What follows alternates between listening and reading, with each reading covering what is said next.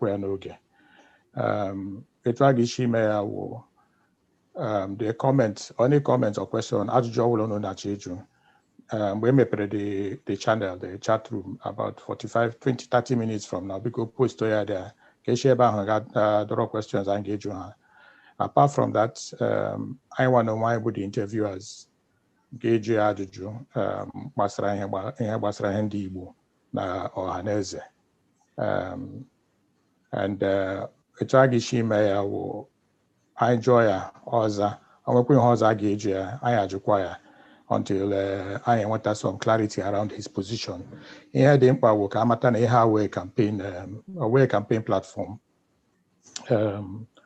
So the questions I engage you and the direction of today's discussion, gave work. I matter your matter his capacity. Matakwa plan oji ihe gbasara ihe ndị Igbo na ihe Ohaneze. Anyị agaghị eji ajụjụ gbasara ihe gara aga, particularly around Ohaneze or any other candidate, just to be fair to everybody about it. And in ahụ na the organizers na dey very careful ime admitting ndị ga-abata na this session and enwe ihe ejile eme. Ama m na maazị ekwu ụzọ okwu too much about that matter, but one reason clear identification of the people who are coming into this meeting. And for that purpose, we will take only questions coming from the chat room. So, Biko, Onyemaka and Kainabata, our chief, Goddy Uwazurike. I will introduce him from his personal statement. Chief Inokwe. Onion. No, sir. Okay. So your voice is stronger than my own. So why Arambiko? No. There was so can be located from your personal statement because I want to post email announce that your interest in this particular position. Then I will hand over to you, and you have another 5 or 10 minutes to talk about some of the things either ever. I'm this particular post, so can't go for time after. According to your statement, after a period of profound introspection, I have decided to answer the call of well-meaning Ndibanyi to contest for the position of Ohaneze Ndi Igbo worldwide as President General. This election will be held in January 2021 at the Ohaneze Secretariat in Enugu State. I believe I have all it takes to lead this organization, which is the pride of every right-thinking Igbo person. I want to contribute to a betterment of Ndi Igbo worldwide. I have the qualification, the passion, and the focus to lead us to the next level. As president of Aki Kenga, I led from the front on any issue concerning Ndibanyi. As a delegate to the Centenary Conference of Nigeria 2014, I stand firm on Igbo issues. As a public affairs analyst, I have never shied away from Igbo issues, nor have I stood on the fence while our people are vilified. I promise to maintain the current momentum towards Igbo glorification. I am Chief Goddy Uwazurike Ide. I am an indigene of a Himembano local government and a barrister at law. Chief. Welcome. No. Because following this statement, I think what we would like to hear from you is any expansion or further explanation. I know you're a barrister, but maybe you can give us some more information around your own background, your personal journey, and we will give you about 10 minutes to make that opening remark, and then we'll go into the question and answer. You're welcome, sir. My personal record, which is not captured, now put a here I go to the work. Here was random, even got a school. I'm on no my guy school, no my. I one day remember, no. agụrụ m akwụkwọ ebidoro m n'Imo State University bịa gaza University of Nigeria Enugu campus bịa gaa law school. Ihe gbasakwara ndị Igbo bụ ihe mụ na-ekwu okwu kemgbe echikọlọ ntụba, maka na ibelile anya onye Igbo nọrọ ka onye ụjọ na-atụ, a na-ajụ enwe onye na-achụ ya. Ị ga-ahụ onye director, onye na-take instructions n'aka ya, awụrụ deputy director. Ya ụjọ na-atụ anyị mgbe mụ nọ n'aka Ikenga ihe isi dịka onye isi, ofu ihe m mara iwu ya machie nọrọ ebe ahụ, nọrọ ka onye ọzọ, nọrọ ka ndị ọzọ, enwe onye kpọrọ ibe ebe ije. Anụ nkwado nyere m ọtụtụ ndị mmadụ, nyere ha aka, ha nọchi ike. Mana ugbu a agha nọ n'ụlọ, agha nọ n'ụlọ wụ ndị agha si n'Igbo agaghị ebili, ha na-achị nọchi ebe niile, ndị adịkwa ama ama. Ijiri ụjọ gbafuo ihe na-achụ ala. Mụnwa wụ Goddy Uwazurike, mana onye Igbo ejighị ụjọ ma onye Igbo. Onye Igbo ejikọrọ ụjọ too okorobịa. Iji mara gị atụtụ, onye Igbo ị ga-agwa ya na enwere ebe a na-atụta ego na kara na moda, ya banye moto gawa, enwe onye ọma ebe ahụ. Ọ bụrụ obi isi ike ndị Igbo nwere ya, mana mụnwa wụrụ onye isi Ohaneze, ọ wee tụle aka tụziere ha isi mbụ ụwa kụrụ ụlọ, gachaa kara na moda, gaa Lagos, gaa Abuja, bute ego ahụ, mana welata ya ụlọ. Iwelata ya ụlọ, ụmụnne ya soro rie, gụnwa enwe ihe ndị bekee na-akpọ comfortable assets. A sị na achụwa gị na mba, ebe ga-agbala gị, gbala ụmụnna gị chụwa gị, gbala mere nne gị. Ya wụ anyị nwawo ndị Igbo, anyị nwa na-elele anya otu a onye isi Ohaneze ugbu a, ma nke mbụ pụrụ apụ, otu ha si na ibili na-eme onye Igbo ebe ọ bụla ọ nọ, obi a na-esie ike. Mụnwa ga-emekwa ka obi sie ike. Oge akarịala mgbe ọ na-agwa onye Igbo chọọ ihe ya pụ ụzọ gakwuru Alhaji bịa doro m gawa mba. Ndị Igbo anyị zuru ka eme, anyị zuru ka eme. Kedu ihe iwu ezigbo ego gị chọọ gbakara mmadụ na ọ sị na nwanne ya nwoke permanent secretary gị na-azụzi asa. Ya ihe anyị nwa na-achọ wụ Igbo nọsi ike. Otu a ndị Jews nọ n'Amerika, ndị Israel enweghị ebe na Amerika hapụ, anaghị adọ ọchịchị, ha na-adọkwa ọchịchị, ma ha dọrọ adọ ma ha adọghị, enweghị ka elelie ha anya. Ọhịa mmụọ na-asị ka ndị Igbo ka anyị mara ugwu anyị nwere. E nwere nke ọzọ na-akpọkwa the boy is good, anyị nwa nwere eziokwu na akpọwa ndị nwere ego karacha, akpọ mmadụ 5, onye Igbo agaghị anya ya, mana akpọ 100, ndị Igbo ga-akarị 50. Ya wụ ọgụgụ isi anyị na ya. Ndị nke ọzọ ga-agwa otu ha si n'ọrụ na gọọmenti na zute ego. Onye Igbo na-agba mbọ taa ahụhụ, bido from ofu moto ọtụ moto ya karịa. Onye Igbo bụ onye Igbo. Mụ na-asụ na bekee adị m passionate, ndị na-amara m, mana ịpụta ebe m nọ kpọọ ndị Igbo iyi ofu ma kpọọ gị 10. Ị ga-eme m gịnị? Ị ga-akụ m ihe? Unu ga-echeta onye nka bụ vice chancellor mbụ na Ahmadu Bello University, mgbe o bilitere ka ọ na-akparị ndị Igbo, ma gwa ya ebe esi si ya, chetara mgbe a chụrụ gị mgbe esi mmadụ 4 onye nwụrụ na university. Mgbe anyị nọ national conference, e nwere ụka a na-akpọ Malam Dambata. Malam Dambata bụ private secretary to Ahmadu Bello. Oge ọ na-ekwu okwu ya si ndị Igbo, ya sọ ya, this so-called Southeast. Ma amalere si chairman, enwere ihe a na-aga ime ebe a taa. Agaghị ama na ebe a gị lelee ndị Igbo kpọọ ha so-called Southeast. Emere m ụzọ ihe niile na-eme mbọsị ha kwụsị, ndị newspapers kaptara ya. Nsi onye isi lalala mana Kutigu, Justice Kutigu, si ya enwekwa ihe a na-aga imeta ọnụ ya yọọ anyị mgbaghara, and ike Nwachukwu akwado m, ndị ọzọ akwado m, ma ndị Yoruba ma ndị Kanuri ha akwado m. mana m na mbata ebilie yọọ ndị Igbo si biko gbaghara n'osi ihe n'obi. Chairman ajụọ m ozuola masị iji gwa gị eziokwu, obi tọrọ m ụtọ na onye bịara ịkpara ya na emere ya yọọ ayịyọ. Nwoke m ahụ orughị otu ụzọ ya nwụọ na eji cheta ya mkparị ha na-akpara. Enweghị ka ikwu okwu ihe gbasara ndị Igbo hapụ ịjụ gị sị kedu ihe Chief Goddy Uwazurike kwuru.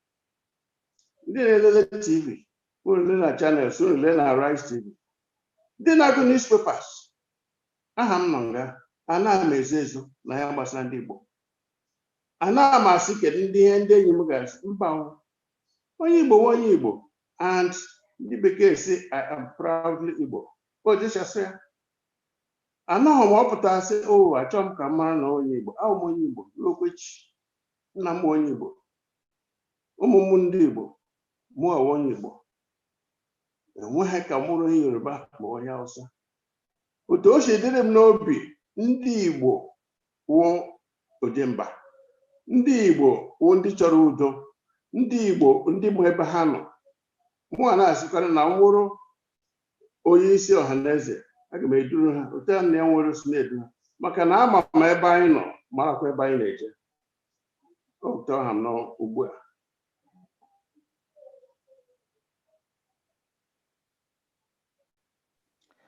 Thank you, sir. Imeela, anyị na-ekele gị maka ihe na-eme ndị Igbo, ihe mere ndị Igbo.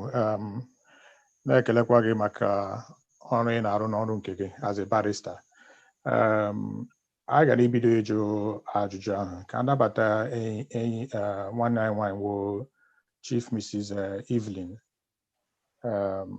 Okere Oyong. Ịnọkwale? Anọkwa bịa. Ndewo no. No. Thank you. Ajụjụ nwere ịjụ. Jiwanụ orugo? Okay. Ajụjụ m chọrọ ịjụ. Ịma na ihe niile a ma m na-eme my questions edetara m ya na English, so ụnụ ya ewe na miwe na amaghị ha afụsị ya na Igbo ga-ama ama na-eji ntụtụkwa n'Igbo m tụtụ English, so na-ewe na mgbe natara m ka biko all protocols observed. Ajụjụ m nwere ịjụ wụ anaghị amasị ya n'oge oyibo. Ana kenere gị ọ bụrụ na ebe ka anyị na-asụ da ime na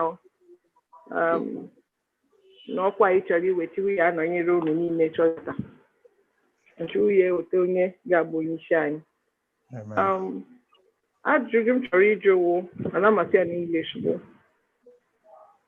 anyị na-eme ihe niile without reinventing the wheel. Without reinventing the wheel, what is the one thing you will change to make Ohaneze a global and a more acceptable and recognized brand? I go on the question. Okay. Kazaya. Yes, Chief, go ahead, Biko. Ihe gbasara Ohaneze, ọ dị onye Igbo ọbụla mma, ọ dị anyị ọkụ n'obi n'ime ụwa niile. Ohaneze emuvuola gawa garuo elu. Aga m eme ka ọ kwụsị ike n'elu ebe ahụ ọ nọ. Ndị na-ege anyị ntị si mpaghara ọbụla.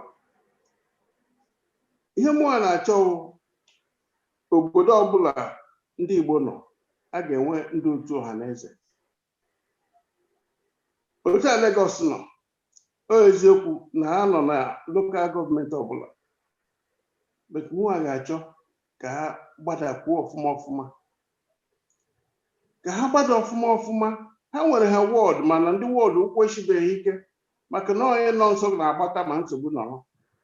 Ihe mụ a chọrọ wụ asị na onye Igbo na-eji ebe a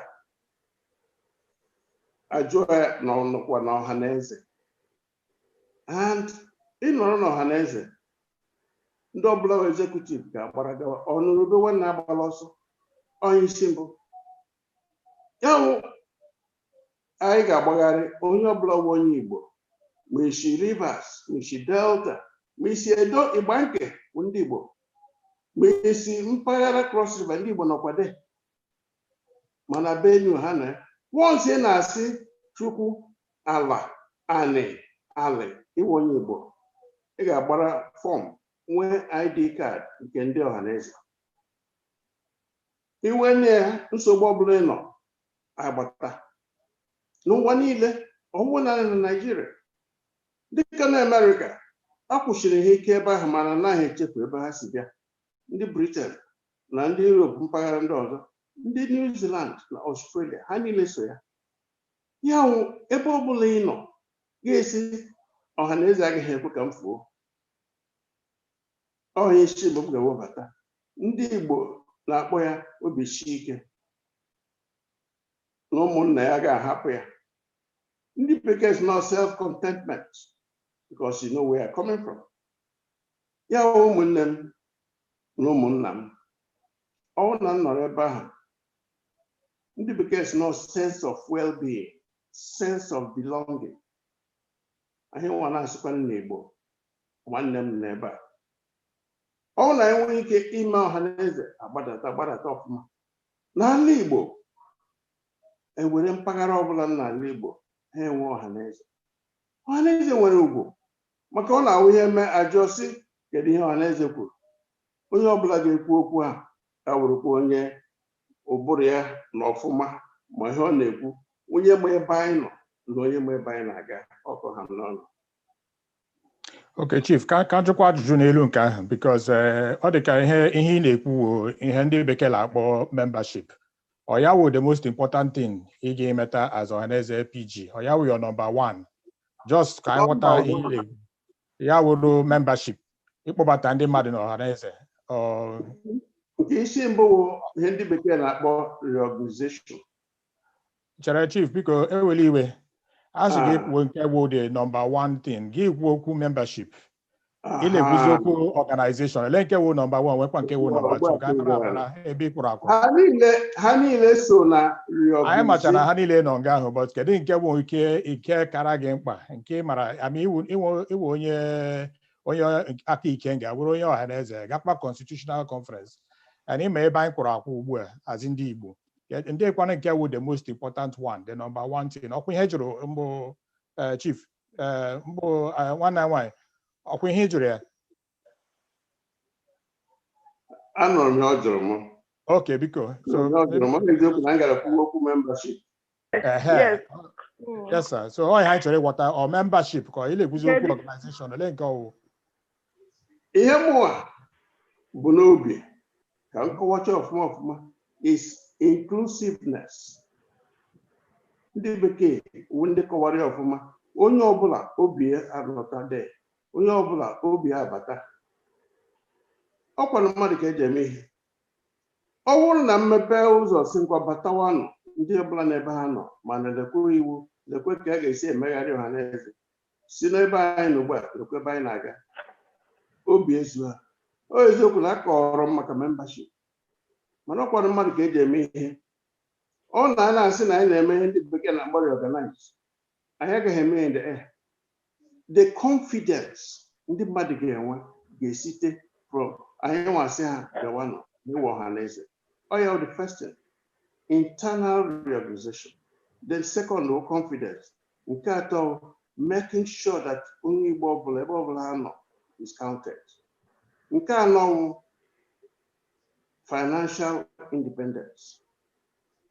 Ele ebe ha na-anata ego ugbu a ọkwa ndị gọvanọ mana ọ na-ekwu ihe gọvanọ na laịfị ka ọ gaghị enye gị ego mụ na-akọwa na ọnwụ na nwụrụ onye isi ofu ihe ga-eme onye ọbụla wụsịa wee memba ị ga-agbara fọm ịgbara fọm ọ bụrụ 1,000 or 2,000 ga-ekwu ya Ohaneze nwere revenue Ohaneze gara ikwu okwu ha ga-ekwu okwu lee ga ya n'ihu na-asọ gị anya ọkwa nwe ọbụla obi nke ọzọ wụ Because Yes. Chief, because you've counted 4 things or 5 things, and I'm no judge. You want a lawyer.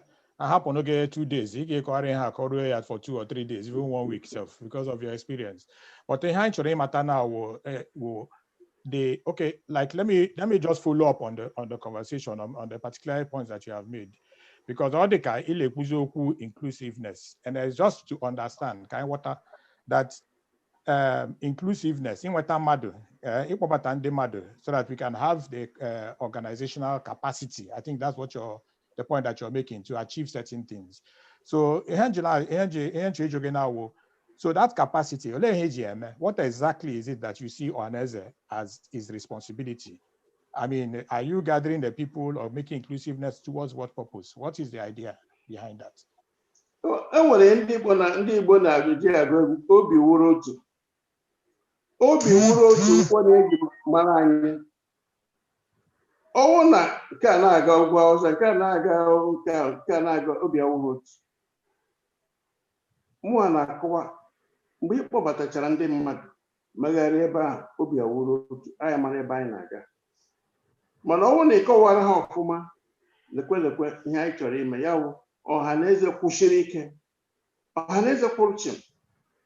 Ọnwụ Ohaneze na-eburu efere ga na-ayọ ndị gọvanọ biko nyetụnụ m ego, asị gị ego abịabe 3 months akwụbụ onye ọbụla ụgwọ. Onye isi chọrọ ịgagharị ya yọwa onye ga-enye ego. Ka m sụọ ya na bekee, a financially independent Ohaneze will do wonders and will go places. Ọ ga-awụzi a na-atụ ụjọ sị onye ma ihe ndị a na-ekwu, onye ma ebe ha ke ihe ha ga-eme. Ndị na-ede akwụkwọ Kambota one line, because I'm sure that Yawal onwe nwere akwụkwọ oji nga ahụ ajụjụ juru ya. Ọzala nke ahụ. Nke ahụ m jụrụ ya nke mbụ, ọzatia ya otu m si chọọ, because ihe m chọbụ ka o mewe kọwatara anyị the reinvention ọ na-aga iweta, otu ọ kọtụna ihe dị with the normal, because ile anyị ihe nọ na Ohaneze ugbu a, I needed something that is a radical disruption to making Ohaneze. I need to hear the radical. So all the purpose, so to keep ourselves aligned to the candidate. So let us hear from him around what his real objectives are. I ain't getting on Ukunonia. You understand? So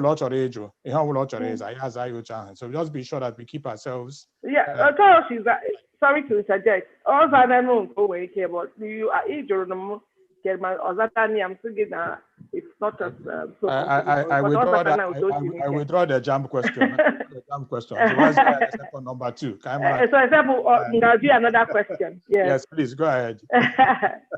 Okay. The next question from the resume data, Anyahona is a former president of Akikenga, and which was there. But over him to come draw. And I was to know Igbo. In your experience as the former president of Akikenga, what did you do to create a gender balance in the leadership system? And going forward, what is your outlook, Ohaneze, on that basis, on that gender issue? Makanilanya, also working up with I am home wine. Or this is all inclusive. So actually, me matter gender when you were president of Akikenga and what you're going to do for Ohaneze. Gangwa eziokwu Akikenga ụmụ nwoke bidoro kemgbe 1987. Ha na-agagharị ije abalị, ha na-eme nzukọ mgbe ọbụla akpọrọ ha gbalịa. Ọ na ụmụ nwoke na ya. Mụnwa lere anya ma m ga-eme ka ụmụ nwaanyị bata ya. mana ọtụtụ ndị mmadụ n'ebe a sị akwa marala otu ha si agbagharị ọ ha na-agbagharị nwunye ha na-agbagharị. Awụ m ihe ndị bekee na-akpọ team player. Ọ bụ naanị m na gị mee. So anyị tinye okwu hapụ ya ebe a. Ọ bụrụ na mụnwa wụ onye isi ndị Ohaneze, ka m gwaghị eziokwu, ụmụ nwaanyị anyị ha nwere wing ha na-eme ọfụma and ha shikwara n'ike. Otu ha shishi ike ọ pụtara na ị gaghị anọkọta gị si niile elele ha anya, ha na ha agbalị. Mana m ga-achọkwa ka anyị na-enwe ndị bekee na-akpọ consultation.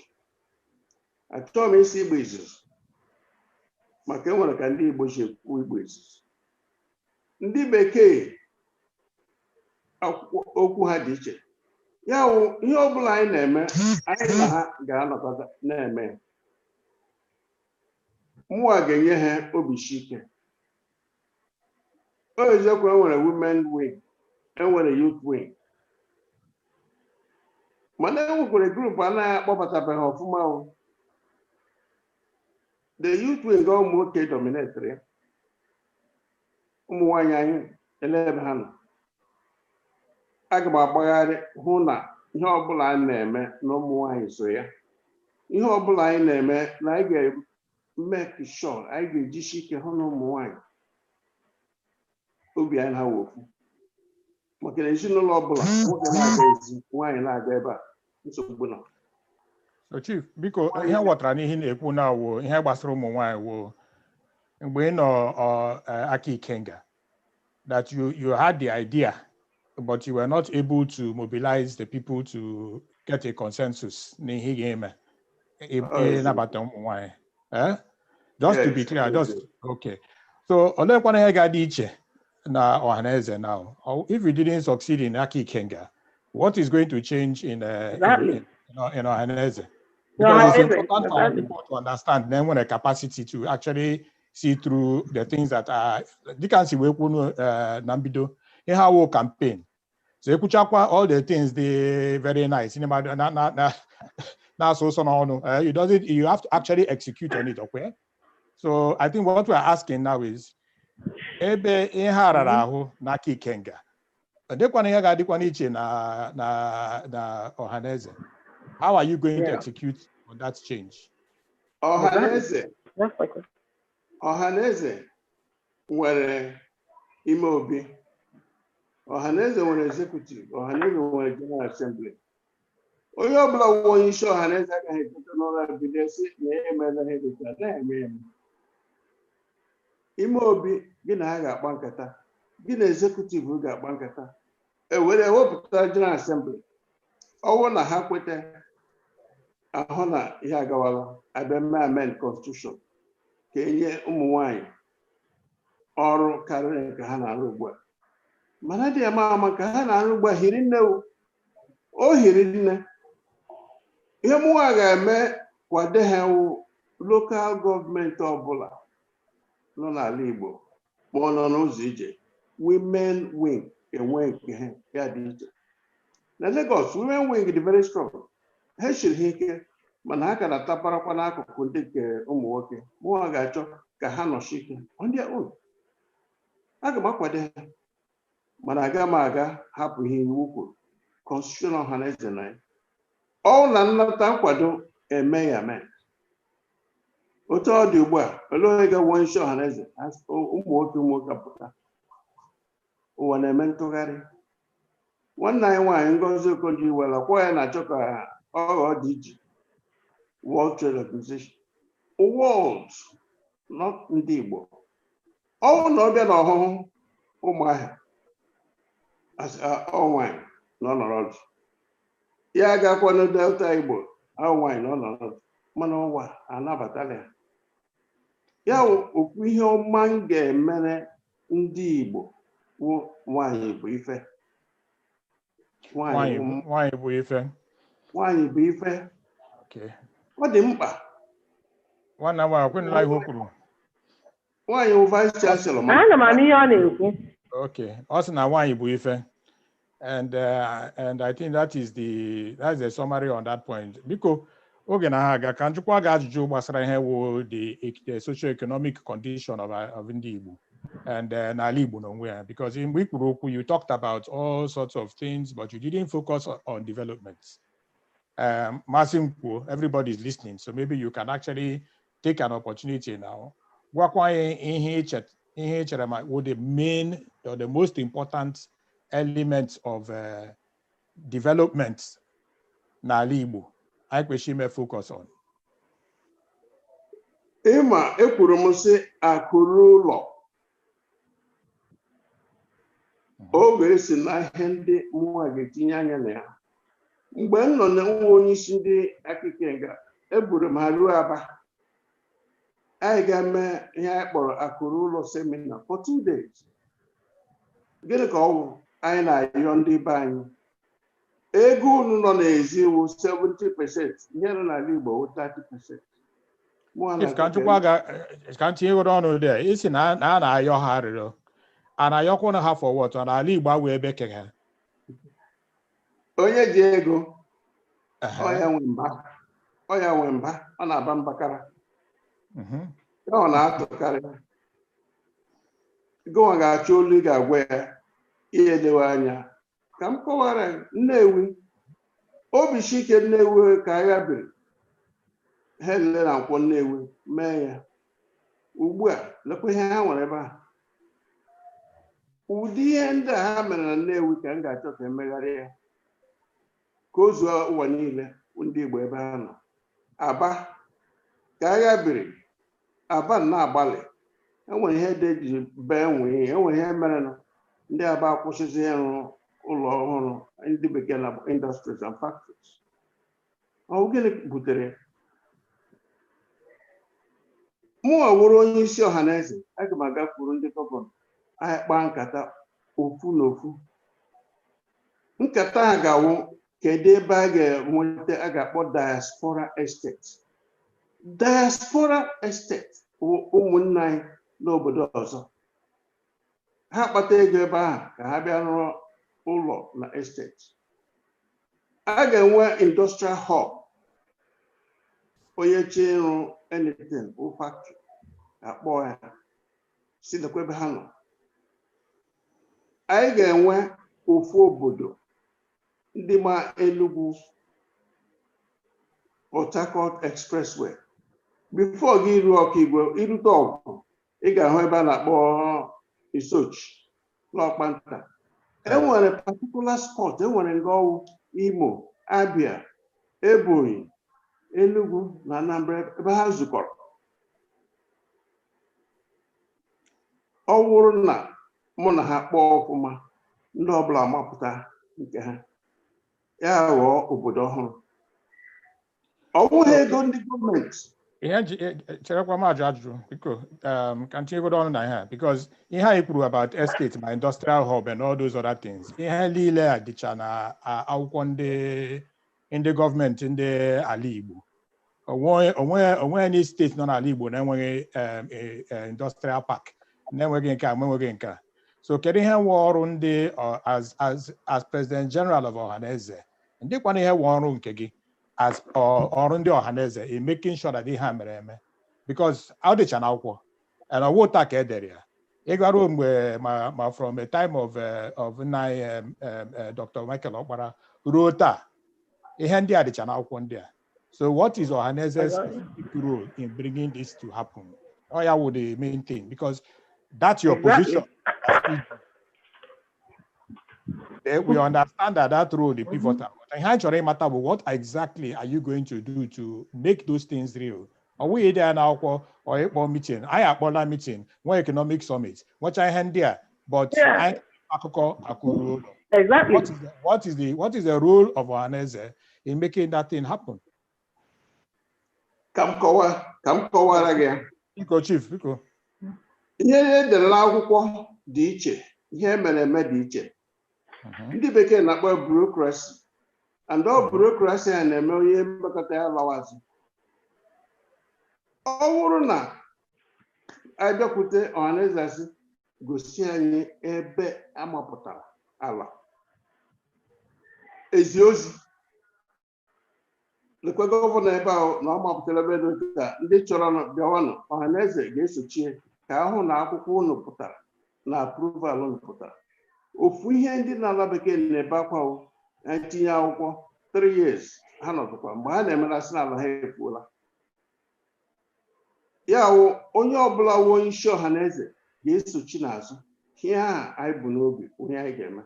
Ya wụ break down bureaucracy. Kedụkwanụ onye na-asị na ya na-arụ civil servant faịlụ na-apaịlụ onye mere apply ike agwụ ya. Ohaneze si mba anyị ga-eme ka ụmụnne anyị chọrọ ka akụrụ ụlọ na enweghị nọchite ha ụzọ. Ọwụwa ịbịa kpọrọ ntị akpọla enough semina akpọla enough ugbu a omume orugo na omume gọvanọ awụ mmụọ mmadụ onye ahụ sitere faịlụ ahụ wụ mmadụ ọwụhụ mmụọ. Ọ wụrụ na anyị nwee ike ịkwado gọvanọ si anyị nwa ga-akwadeghị mana lekwa ihe ị ga-emere anyị gosi anyị diaspora estate gị na ndị sọveyọ wepụtanụ bido ọrụ ebido anyị na-aga isi onye nwe anya mmadụ ibe anyị. Ọ ya ihe mụnwa kọwara sị anyị na-agachi anyị ejighị ụjọ na-aga. Ọ bụrụ na anyị gaa na steeti ka mbụ ha anabataghị ọfụma anyị gaa na steeti ọzọ mgbe ahụ hụziri ihe a na-eme ebe ahụ mgbe a ka a ga-abịa kpọwa. Ofu ihe wutere m afọ ole gara aga wụ na enwere nwanne anyị nwoke Chief Eze ya na-achọ ebe ọ ga-enweta ala ka ọ nọ yunivesiti. Ọ ga ebe a kụwa ya oge ebe a kụwa ya maka na o buru ebute Ogun steeti. Wee jụrụ ya sị kekwe ihe a ga-eme. Ohaneze ole mgbe nke ahụ mere mgbe ị nọ aka Ikenga ka awụrụba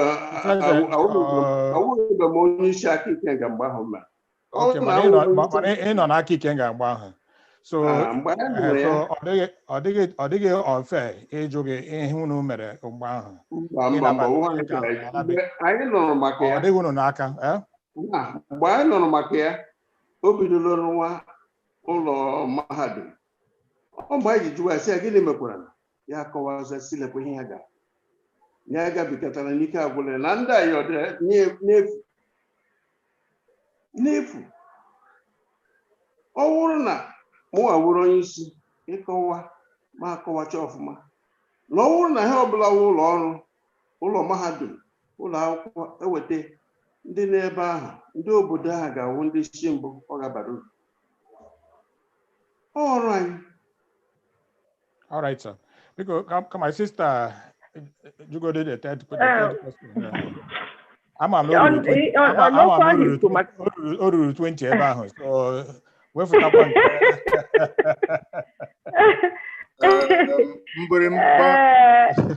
Mgbirimgba na-agwazi anyị kwarapụ so anyị ga-eme ka anyị gbapụ ọsọ ụmụnne m. Yes, please. Over time, but ihe ọzọ m ga-ajụ because ihe gbasara that mahadum ọkwana ndị Igbo anyị rụkwara mahadum n'ala Igbo, you know, and for me on that aspect the man should have tried to reach out to people and consult ụmụ nwanne ya mara mpụta ga-esi nkwere ya. But let's go to the Chief sir. Kedu ebe ịkwadoro otu ị ga-esi, let me say it in English. Where do you see, as if you become president of Ohaneze, where do you see the Igbo child in 10 years? Where do you see that in 10 years? Where do I see what? Where, if you are made president of Ohaneze, where do you see in 10 years, where do you see an Igbo child in 10 years? Nna Yukwu, biko tupu ị na-aza ya bụ ajụjụ, achọrọ m ka m nwere ohere agwa onye ọbụla na emepela igwe chat ebe a na-ede edemede onye ọbụla nwere ajụjụ ka o were ohere a dee ya, anyị ga-agụpụta ya ajụjụ nke a ga-ajụ. Nna anyị ukwu, ngwa biko zazie ya bụ ajụjụ. Ofu ihe mma gbasara obodo a na-akpọ township wụ ọ naghị ata ata, ọ na-abanye abanye. Ndị bekee sị it does not contract, it expands. Planning wụ ihe eji mara ndị gọọmenti. Ọ bụrụ na ndị gọọmenti mezie ọfụma, ka m kwuo n'eziokwu, n'afọ 10 na-abịa abịa, Ọnịsha ka Ọka ga-awụ ofu obodo. Ọ bụrụ na ndị gọọmenti gbachaa anya ọfụma, ihe mere na Obosi and Ọnịsha kpam ha nọkọta ọnụ. Nnewi na Ọba na Ogidi. Sorry, sir. Ihe m jụrụ, Igbo child in 10 years, where do Igbo you see child of town? child? So, nwatakịrị Igbo. Yes, nwatakịrị Igbo in 10 years. Nwatakịrị dị 10. Oh, sorry, nwatakịrị Igbo mba. Yes. Eche m na akpọ township. No. Ụmụ Igbo. Child. Ụmụ Igbo. Ka m gwa gị eziokwu. Ụmụ Igbo enweghị ndị gbara mbọ dịka ụmụ Igbo. Mgbe ọbụla m hụrụ ha, abịarute Lagos, ha ji bathroom slippers, efe dị overgrown, or the too short. Ha na-aga. Ma na-achị, ọ na-agba bọị, ọ na-eme apprentice. Ebe a na-ahụ ya ebe a na-azụ ahịa, ma ebe ọ na-agba ọsọ ahịa.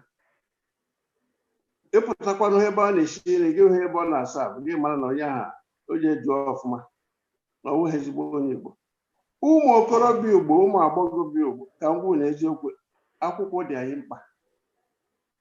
Mgbe ịghọta ihe mụọ na-ekwu, gaa Asfanda, gaa ebe Trekfe, ha na-agụcha akwụkwọ na Lagos State University. Ha na-azụ ahịa, ha na-agụ akwụkwọ. Ha na-agba bọị, ha na-agụ akwụkwọ. Gị bịarute n'Ọnịsha, ndị nọ n'ime Ọnịsha na-agụ akwụkwọ, mana College of Education, ma Odumegwu Ojukwu University, ma Nnamdi Azikiwe, ma Polytechnic nọ n'akụkụ ụlọ Ekwueme, ọ ụmụ Igbo achọghị ịla azụ. Ụmụ nwaanyị anyị na-aga skuul na-aga shike. Gịnị mere? Nwoke chọrọ ịlụ nwaanyị, ya jụọ egokwara akwụkwọ. Ma ego ha akwụkwọ, ya onwe nke ọ gụrụ, mana ọ chọrọ ịlụ gụrụ akwụkwọ. Ya ọ na-elele anya sị ezinụlọ m, nwunye m ga-ahụ foundation, and ọ ga-agụ akwụkwọ. Ya ụjọ anaghị atụ m ebe ụmụ okorobịa Igbo ga-anọ, ma ụmụ agbọghọ. Mba, a kwụrụ ha kwụrụ kwụsị ike. Ọ bụrụ na ha na-agba ọsọ n'ụlọ akwụkwọ, ọ mgbe ọ ga-ewute m. Ha lelee jam, ma agba ha first, ha agba second. Lekwa mmadụ ole na-achọ admission every year. Ụlọ mahadum anaghị ezuru ha. Ya wụ ụmụ Igbo.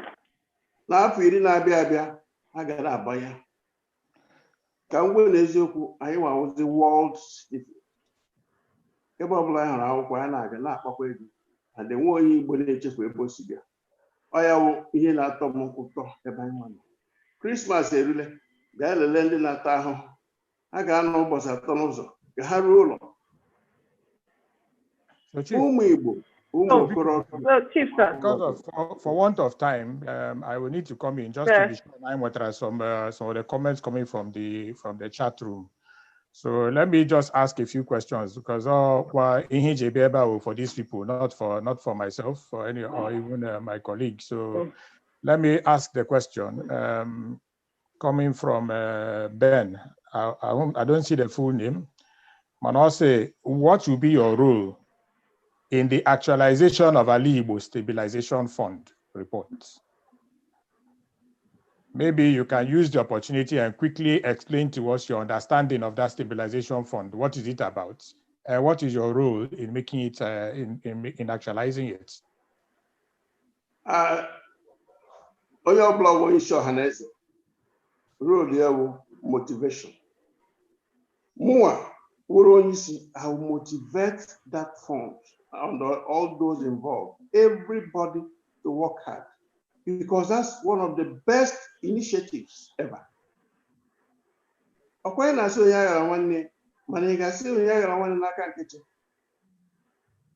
That stabilization fund is a key source of funding. No plan again, mega no answer. I got your issues raised. Obi to Quadama, the Mokwa Hana, Hana Locotea. Hana Locotea, Yanito. Oro Maga retire, I retire. I have quite a simple natural stabilization fund. The Jews, they did it. Which was why in 1947, as Nigerian independence, the mother Nellis, Aquante Capatalambasa, Manhane, Stabilization Fund, that initiative, wonderful. But Chief, when I hear with that stabilization fund, for that I am here with that stabilization fund. Can you hear the email? Can you help us? What is the objective? Objective is to stabilize the financial position of Council and Abeke of Igbo. How can we help with that stabilization fund? So, stabilize the financial standing of Igbo land. Individual wealth there, contributions there. Oya will governor elewe anyo say na ega na heduri, but kai chowa kene ndi bany, they know what they call at the height of their wealth. It means when it came for the common good. Can give it any name, but the function is the same. Betterment of people any day, anywhere. Okay, very quickly. Can we talk about another question? There's a question here on another question I posted about. The question is, what will you do to encourage the governors to set up security outfits to allow and also to pass the anti-grazing law n'ala Igbo? Nke ahụ isi ahụrụ kwawa okwu. Ya wụ ọ bụrụ na anyị na-eme ha anyị na-eme ma nye mmetabeghị ndị ga na-eche onye kwere ụzọ fee o. Mgbe m na-eto eto onye kwere ụzọ fee o wụ ndị obodo kpọpụta nọ na agwọ nọ n'akịrịka. Agwọ nọ n'akịrịka.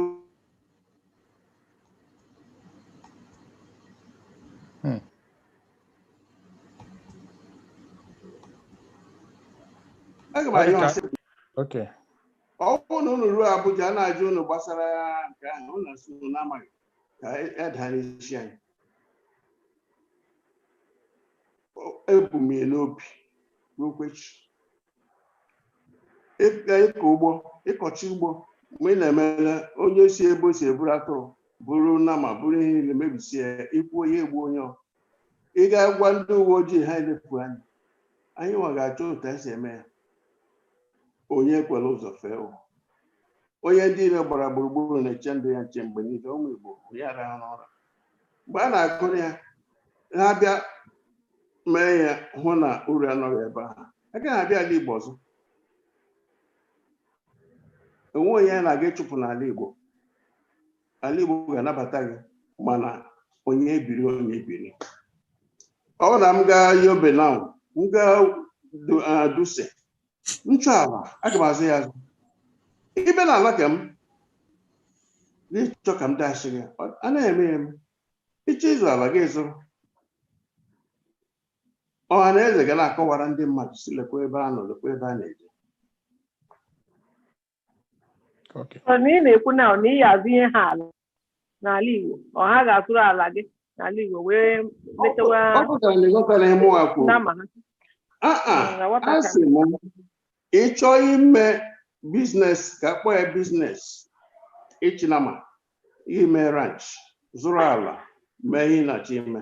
M ga-akwanụ ndị use chọrọ ịzụ atụrụ ma ịzụ ihe ọbụla ma zụrụkwa ala bee ya ebe ahụ. Enweghị ihe ga-abịa bịa n'ala kem were atụrụ ya ma ọ na-amụ ya bịa mebisie ihe ndị m kụrụ ebe ahụ. Mba. Zụrụ oke gị, ndị bekee na-akpọ ranching, stay inside there. This is a modern way. Okay. Because one last question, because Ogagala, we have to be sure that we can stay within the time frames. One more question from the chat. It says, if Chief Goddy Uwazurike becomes a PG of Ohaneze, how does he intend to unite our governors for the common purpose of governance for the betterment of Ndi Igbo?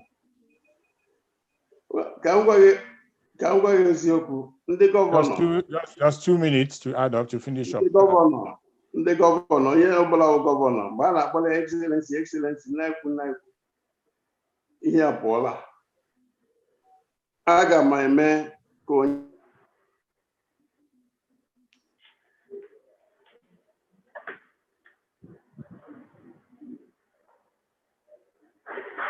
Igbo, less than 6. So, I got my body to keep him. When you say I got Doctor, I can't hear me. We have a governor, not you. Mana anyị na ya ga-akpọ ọfụma ma akwara ya ịma otu esi ịga n'ihu agbara ị ga-eji nwayọọ agbara mere gị ihe chọrọ onye sịkwa na a gaghị ime fọs ọwashi ebe ọbụla Igbo nọ anyị tinye aka mana mmanwụ na-akpa ike enwekwara onye na-eji ya nụ anyị gakwuru onye ahụ na-eji ya nụ ndị Igbo si agbara kpawa ike agwa ya osisi esiri pịa ya ya wụ Okay. Thank you very much, sir. My sister still has many questions to ask, and there are about 20 other questions in the chat room. But I really don't know, and we have actually run out of time. So I think some of these questions will be put together, maybe passed to you formally to respond. But on behalf of the organizers, and thank you for the time that you have spent with us and what you have shared with us. I hope that the session and give some opportunity what I had in as well. And in your position as a PG, if you're successful, that you will speak for us and act for us, as you have said, not na Zoom. So thank you very much, sir. Let me at this point hand back to Mazi Uwazurike to help us through the closing statements. Udo dịrị gị ekenekwa m gị asị na ekene onye ọma. Nna anyị ukwu Chief Goddy Uwazurike imeela. Ọ dị nnọọ mma, ọ dịkwanụ mma ka anyị na-afụ etu ihe niile a si aga lika nsi wee na-akọwala ihe a bụ nkata ụmụnne. Ọ dịkwanụ mma etugo nwa si wee bụrụ onye mepeela anyị atụmatụ a, onye mepeela ịkparịta nkata n'izu ụka. Eji m ohere a na-agwa onye ọbụla na elekere 6 wee ruo n'elekere 7, 6 to 7 o'clock each day. Echi niile anyị ga-enwe onye na-azọ ọkwa Secretary General Chief Oke Nwadinobi. Ọ ga-anọ n'ebe akwa. Biko onye ọbụla nwetara link Zoom a jisie ya ike. Ọ bụ ofu link a ka anyị ga-eji mee nzukọ niile anyị ga-eji mee n'izu ụka. Ọzọ dịka ibe ya bụ biko ọ bụrụ na ị na-abata iche ịbata Zoom, biko jisie ike mee ka itinye aha gị, dee aha gị n'Igbo. O nwere ndị nọ na waiting room anyị ekweghị ka ha bata maka na anyị chọrọ ka anyị mara na ọsọsọ ihe anyị na-ekwu bụ ndị Igbo nọ ebe a na ndị Igbo bụ ndị na-ege anyị ntị, ndị na-anụ anyị. Ekwuola m nke a. Ọzọ dịka ibe ya bụ na echi 7 o'clock wee lue 8 o'clock, nkeji 7 wee luo nkeji 8, anyị ga-enwekwa Dr. Chris Asaluka. Etu a ka anyị ga-esi mekwa mbọsị Wednesday, Thursday nakwa Friday. Iji wee pịachi ihe anyị mere tata, ekeneela m unu, kene ndị jụrụ ajụjụ, kenekwa ndị na-ege ntị, Igbo ndị ọma niile. Nna anyị ukwu ndewo. Mana tupu anyị na-emechi, m ga-akpọnite Maazị Emeka Ugoju ka onye anyị ihe ndị oyibo na-akpọ closing remark. Mana tupu ọ na-eme ya bụ closing remark, o nwere nnukwu ihe anyị nwere nke bụ ihe atụmatụ and echiche anyị na-adị etu ndị na-achị anyị ma ndị kwesịrị ma ọ bụ ọhaneze ma ọ bụ ndị gọvanọs ma ndị gọọmenti onye ọbụla bụ etu anyị si na-eche na ha kwesịrị ichi na-eche echiche maka ya bụ nwa obere vidiyo anyị ga-egosi bụ ebe anyị na-enegara anya na ọ bụ etu a ka ana Igbo kwesịrị ịdị. Ọ bụrụ na ya bụ vidiyo kpasịa, nwanne anyị nwoke bụ Emeka Ugwuoji ga-agwazi anyị okwu.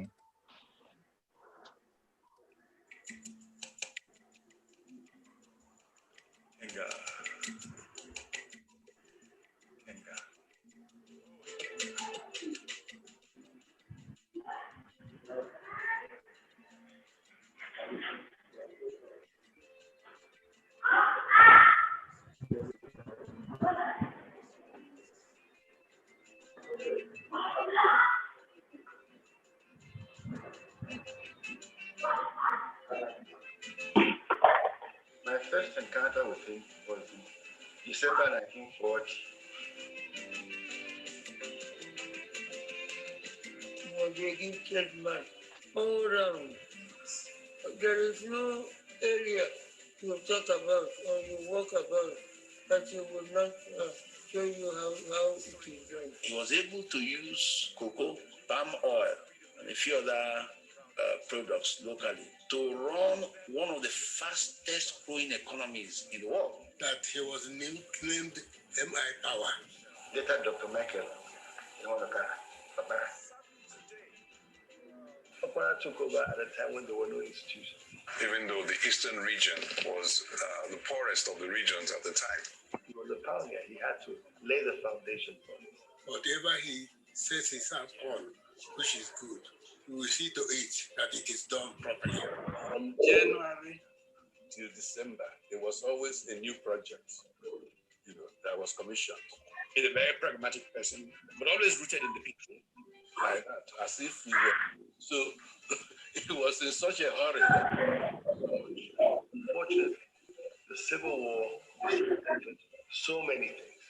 I personally felt extremely sad. Because the ideas and the principle which they stood for, their successors in many cases didn't follow. And that's where we are sitting today. Onyagala 1 year, that's leave nobody behind. Philosophy of the Igbo community, that's what it built into. The politics of them was politics of principles. Truth was that he was an honest man. He was really a nationalist. He didn't build a house, even in his hometown. He was a dedicated Nigerian of Igbo extraction. Forever. We shall rise again. We shall yet see our sunrise. Kenya's sunrise. Nke bụ eziokwu bụ na ọ bụrụ na anyị jụọ ya bụ ajụjụ tata, kedu onye na-achị ọchịchị tata anyị nwere ike isi na ọ bụ onye anyị na-enegala anya na ọ ga-abụ ya nwa dịka Maazị Nnayukwu MI Ọkpara.